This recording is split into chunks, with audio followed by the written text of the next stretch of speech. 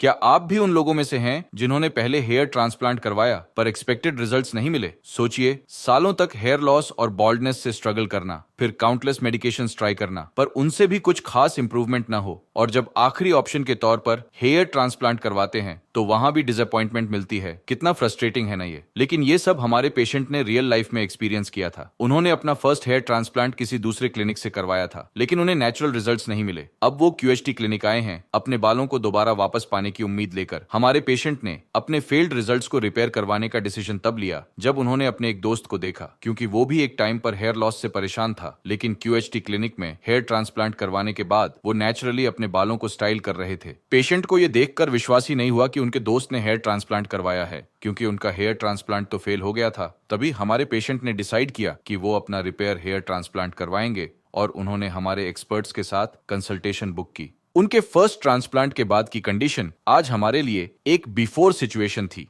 Hairline patchy नजर आ रही थी। फ्रंटल टफ्ट में 4 लॉक ऑफ हेयर तो था, लेकिन रिमेनिंग स्कैल्प में फ्रंटल एरिया से लेकर क्राउन रीजन तक थिनिंग विजिबल थी। पॉजिटिव पार्ट यह था कि पेशेंट का डोनर एरिया अभी भी हेल्थी कंडीशन में था, जिस वजह से हमने उनका सेकंड सेशन कॉन्फिडेंटली प्लान किया। इस वीडियो में हम आपको पेशेंट के प्रोसीजर की सारी डिटेल्स दिखाएंगे, कैसे हमने उनका केस एनालाइज किया, कैसे सर्जरी प्लान की गई, और स्टेप बाय स्टेप उनका मंथली एक्सपीरियंस भी शेयर करेंगे। इसलिए वीडियो के एंड तक बने रहिए, क्योंकि इससे आपको पता चलेगा कि रिपेयर केस हेयर ट्रांसप्लांट के रिजल्ट्स कैसे होते हैं। अगर आप भी हमारे पेशेंट की तरह अपने फर्स्ट हेयर ट्रांसप्लांट से संतुष्ट नहीं हैं, तो आज ही हमारे एक्सपर्ट्स के साथ कंसल्टेशन बुक करें। स्कैल्प के डिटेल्ड एनालिसिस के बाद नेक्स्ट स्टेप था पेशेंट की हेयरलाइन डिजाइन करना। ये स्टेज हेयर ट्रांसप्लांट का सबसे क्रूशियल पार्ट होता है, क्योंकि इसी पर पेशेंट का फाइनल लुक डिपेंड करता है। हमारे एक्सपर्ट्स ने पेशेंट के फेशियल फीचर्स, एज और नेचुरल हेयर डायरेक्शन को ध्यान में रखते हुए एक बैलेंस्ड हेयरलाइन डिजाइन करी। पेशेंट की प्रीवियस हेयरलाइन जहां डिजाइन की गई थी, वही पॉइंट्स हमने केयरफुली मार्क किए, ताकि रिपेयर ट्रांसप्लांट में भी एक नेचुरल कंटिन्यूटी बनी रहे। इसके साथ ही डेंसिटी एनहांस करने के लिए फ्रंटल एरिया से लेकर क्राउन रीजन तक पूरे रेसिपिएंट एरिया को आउटलाइन किया गया। ये मार्किंग सर्जरी के दौरान एक रोड मैप की तरह काम करती है,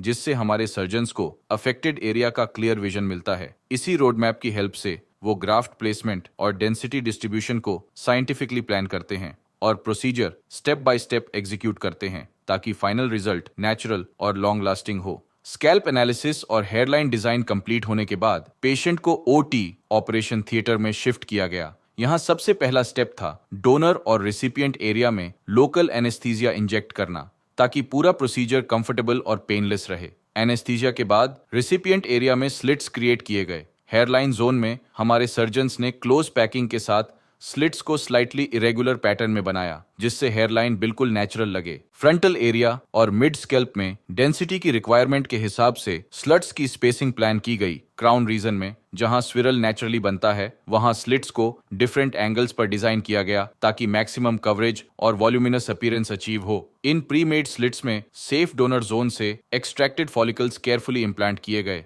हेयरलाइन जोन में सिंगल और थिन हेयर फॉलिकल्स इम्प्लांट किए गए, ताकि एक सॉफ्ट और नेचुरल ट्रांजिशन मिले। फ्रंटल एरिया और मिड स्कैल्प में डबल और ट्रिपल हेयर फॉलिकल्स इम्प्लांट किए गए, जिससे डेंसिटी विजिबली इंक्रीज हो। क्राउन रीजन में भी सेम फॉलिकल्स को प्री प्लान्ड स्वर्ल पैटर्न के अकॉर्डिंग इम्प्लांट किया गया।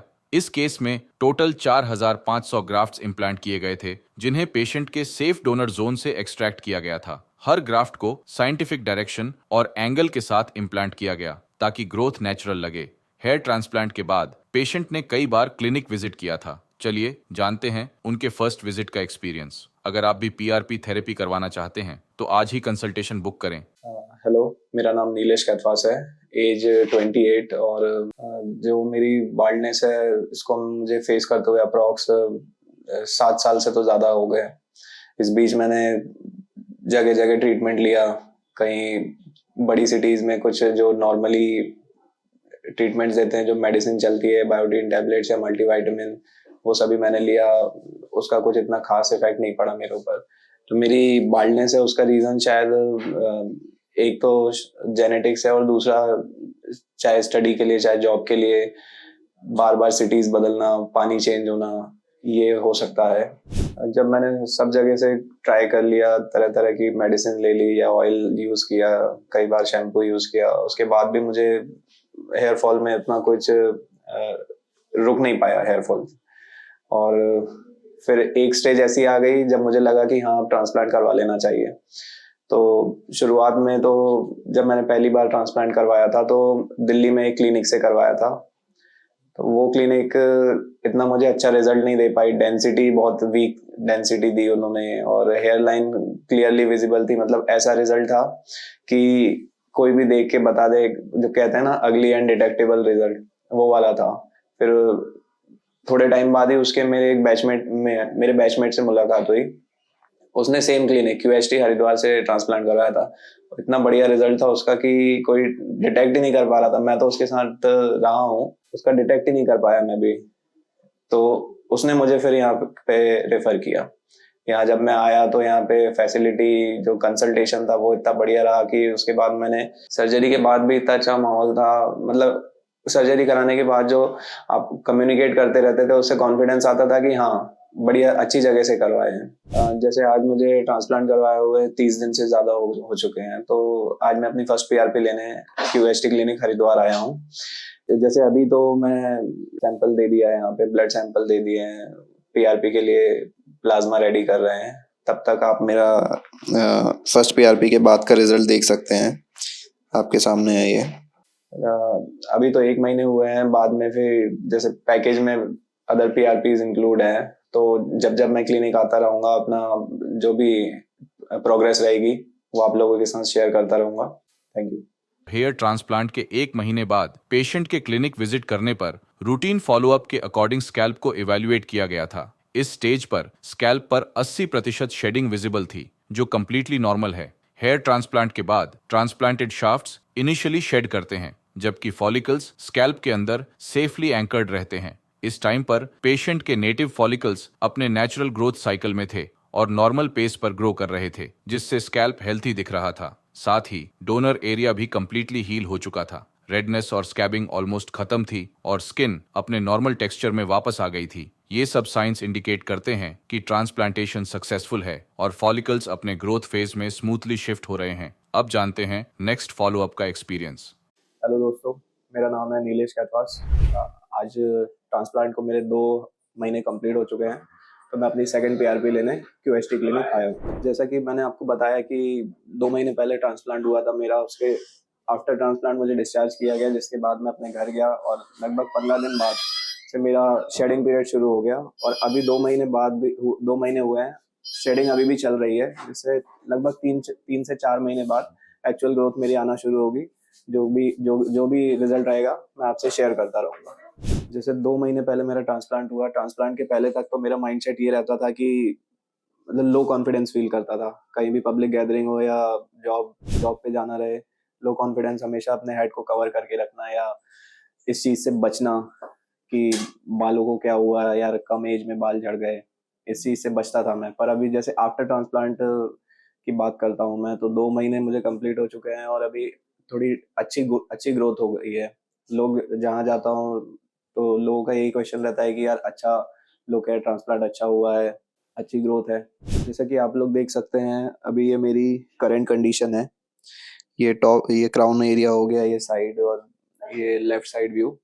जैसे आप मेरी प्रीवियस इमेजेस भी देख सकते हैं, उन इमेजेस में आपको दिखेगा मेरा बाल्डनेस का लेवल क्या था, किस तरह की बाल्डनेस थी। मेरे नॉच बन गया था आगे, लेफ्ट राइट साइड ज़्यादा डीप हो गया था। और उसके बाद फिर जब मैंने ट्रांसप्लांट करवाया तो अप्रॉक्स 4500 ग्राफ्ट्स मुझे इम्प्लांट किए गए और आफ्टर 2 महीने मेरा ये रिजल्ट है। और अभी भी ये शेडिंग पीरियड है।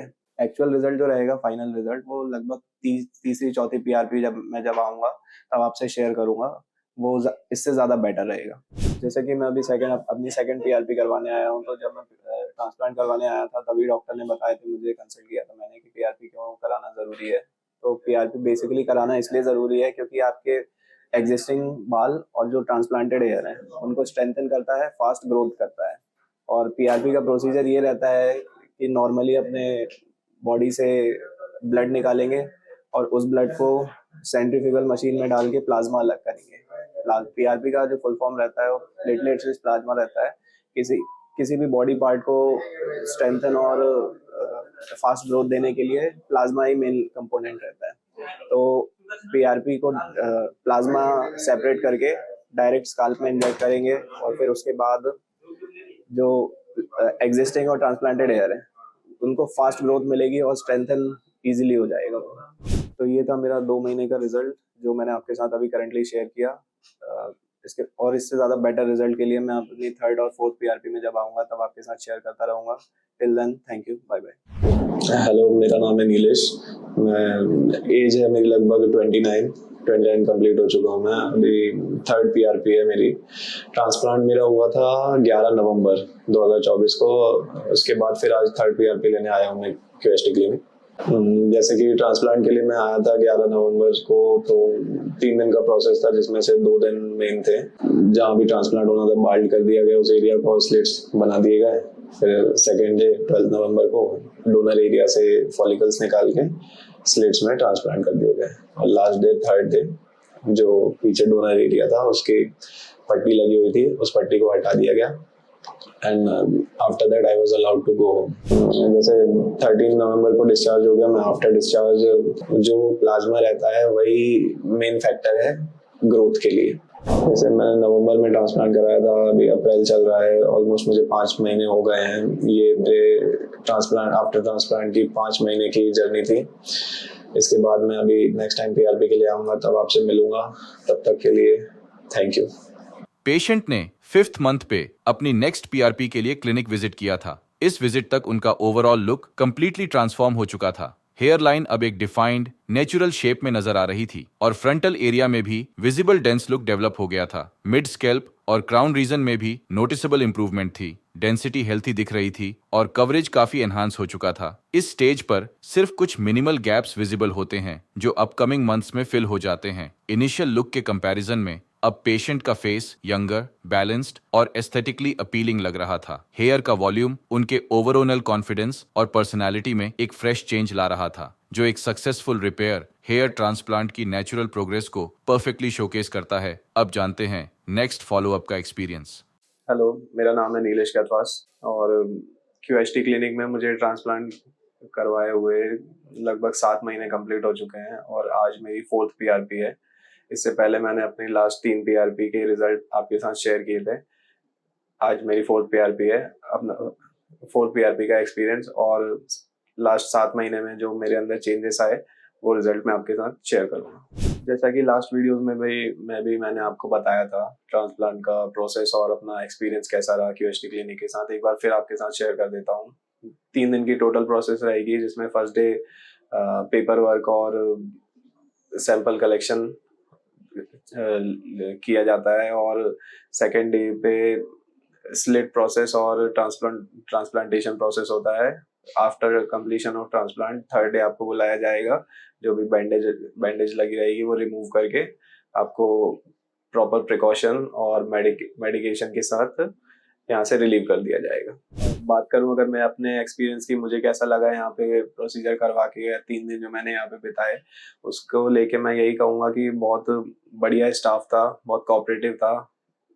ट्रांसप्लांटेशन के पहले भी और बाद भी और ड्यूरिंग ट्रांसप्लांटेशन भी स्टाफ का बिहेवियर बहुत पॉजिटिव था, सपोर्टिव थे। स्टेप बाय स्टेप आपको गाइड करते हैं।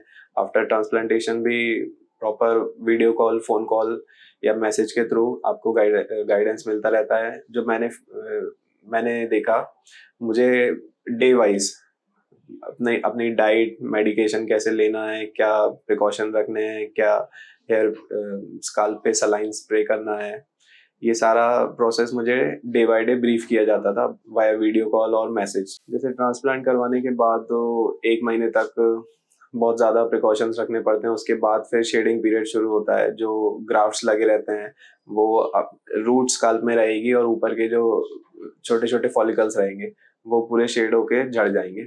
और उसके बाद फिर आता है ग्रोइंग पीरियड। ग्रोइंग पीरियड में धीरे धीरे हल्के हल्के पतले पतले बाल निकलते हैं। फिर जैसे जैसे पीआरपी कंटिन्यू आगे चलती है। फर्स्ट पीआरपी में मैंने देखा था कि पूरा शेड हो चुका था, स्काल्प विजिबल हो चुका था पूरा। उसके बाद फिर जैसे पीआरपी लेते गया, आफ्टर प्रोसीजर पनप सकते हैं, उनको प्रिवेंट करता है। ये सारी चीजें हैं जो आपको आफ्टर ट्रांसप्लांटेशन बहुत ज्यादा ध्यान रखना है, जिससे कि इन्फेक्शन का खतरा को मिनिमाइज किया जा सके। ट्रांसप्लांट का डिसीजन मेरा था क्योंकि मैंने देखा कम एज में मुझे बहुत ज़्यादा हेयर फॉल हो चुका था और पर्सनैलिटी पूरी तरह डिक्लाइन हो चुकी थी just because of hair fall. और QHT ही मैंने इसलिए चुना क्योंकि QHT क्लिनिक के बारे में मैंने पहले भी बहुत सुन रखा था। मेरे साथ वालों ने, मेरे कलीग्स ने QHT को रेफ़र किया मुझे और वो खुद यहाँ से ट्रांसप्लांटेशन करवा चुके हैं, तो उनका कहना ज़्यादा इफ़ेक्टिव था, जिससे कि मैंने QHT ही चुना और मेरा चुना गया बहुत ज़्यादा सही रहा और मैं अपने रिजल्ट से सेटिस्फाइड हूँ। जैसे मैं अपनी बात करूँ तो मुझे ट्रांसप्लांट करवाए हुए लगभग 7 महीने कंप्लीट हो चुके हैं और 7 महीने का एक्सपीरियंस मैं अपना ऐसे बता सकता हूँ कि पहले एक फेज रहेगा, जैसे ग्राफ में अपन जाते हैं तो 1-2 महीने डिपेंड्स अपॉन इंडिविजुअल्स बॉडी कि जो शेडिंग पीरियड रहता है वो किसी का 1 महीने, किसी का 2 महीने, किसी का 3 महीने भी रह सकता है। पर जनरली मेरे अंदर भी ये डर आया था कि क्या पूरे बाल तो झड़े जा रहे हैं, जितने लगे थे ट्रांसप्लांट हुए थे पूरा क्लियर हो गया है, क्या पता आएंगे नहीं आएंगे। पर एक सपोर्ट रहा क्लिनिक की तरफ से, QHT की तरफ से, कि एक तो मोरली सपोर्ट, दूसरा मेडिकेशन, तीसरा टाइम टू टाइम कंसल्टेशन, जैसा मैंने बताया व्हाट्सएप या वीडियो कॉल के थ्रू कंसल्ट करते रहते थे, तो एकदम पॉजिटिवली आपको बूस्ट करके रखते हैं और आपको बेस्ट रिजल्ट देने की तरफ आगे बढ़ाते रहते हैं। जैसे मैं आपको अपनी पुरानी फोटो दिखाऊं तो ये है मेरी पुरानी फोटो और आप देख सकते हैं इस फोटो में और अभी मेरी करंट सिचुएशन में कितना चेंज आया है और एक बहुत ही पॉजिटिव चेंज आया है। ये पॉसिबल हो पाया है QHT क्लिनिक के एक तो सर्जरी, ऊपर से second point is precaution, medication and third is PRP। ये पूरा कंबाइंडली रूप से एक पैकेज की वजह से मेरा इतना पॉजिटिव रिजल्ट आ पाया है। जैसे मैं अपनी बात करूं तो मैं तो कंप्लीटली सेटिस्फाइड हूं QHT क्लिनिक से और कभी मुझे मौका मिलेगा तो मैं जो प्रॉब्लम मैंने फेस की, अगर कोई मुझे ऐसा मिला जो सेम प्रॉब्लम फेस कर रहा है तो मैं उसको QHT क्लिनिक प्रेफर करूंगा। आज मैं QHT क्लिनिक आया था अपनी 4th PRP कराने। 4th PRP के लिए पहले तो ब्लड सैंपल कलेक्ट किया। हर PRP का सेम प्रोसीजर होता है, ब्लड सैंपल कलेक्शन, प्लाज्मा का डिटेक्शन, सेपरेशन और फिर plasma injection into your scalp. Procedure बहुत ही स्मूथ था, थोड़ा टाइम कंज्यूमिंग था, but procedure was very good and overall 4th PRP मुझे काफ़ी अच्छा एक्सपीरियंस रहा और ये था मेरी अब तक की जर्नी 7 महीने आफ्टर ट्रांसप्लांटेशन। तो अगली बार भी मैं मिलूंगा आपसे नेक्स्ट वीडियो में, तब तक के लिए थैंक यू। 7 महीने में प्रोग्रेस और भी ज्यादा एनहांस हो चुकी थी। इस स्टेज पर पेशेंट अपनी प्रोग्रेस से सेटिस्फाइड थे। जैसे उन्होंने अपने टेस्टिमोनियल में भी कहा, उनके रिजल्ट्स उनकी एक्सपेक्टेशंस को मीट कर रहे थे। हेयरलाइन अब और भी शार्प और वेल डिफाइंड नजर आ रही थी, जो परफेक्टली पेशेंट के फेशियल फीचर्स को फ्रेम कर रही थी और उनके ओवरऑल लुक को नेचुरली यूथफुल बना रही थी। पूरे स्कैल्प पर यूनिफॉर्म हेयर ग्रोथ विजिबल थी, जिसमें ट्रांसप्लांटेड और नेटिव हेयर सीमलेसली मर्ज हो चुके थे। डेंसिटी बैलेंस थी और टेक्सचर नेचुरली ब्लेंड कर रहा था। इस स्टेज पर पेशेंट की अपीयरेंस सिर्फ एस्थेटिकली नहीं बल्कि साइकोलॉजिकली भी इंप्रूव्ड हुई थी, क्योंकि अब उनका कॉन्फिडेंस और स्टाइलिंग ऑप्शंस दोनों रिटर्न हो चुके थे। वीडियो में हमने देखा कैसे हमारे पेशेंट ने एक फेल्ड हेयर ट्रांसप्लांट के बाद QHT क्लिनिक में अपनी जर्नी स्टार्ट की और step by step natural results achieve किए, जिससे पता चलता है कि साइंटिफिक अप्रोच और एक्सपर्ट टीम के साथ किसी भी केस में नेचुरल और लॉन्ग लास्टिंग रिजल्ट्स पॉसिबल होते हैं, even in repair case. Hello friends, अगर आपने अभी तक हमारे चैनल को सब्सक्राइब नहीं किया है तो प्लीज इस वीडियो को लाइक कीजिए, शेयर कीजिए और हमारे चैनल को सब्सक्राइब कीजिए और ध्यान रहे बेल आइकन दबाना ना भूलें, जिससे हमारे हर वीडियो का अपडेट आपको समय समय पर मिलता रहेगा।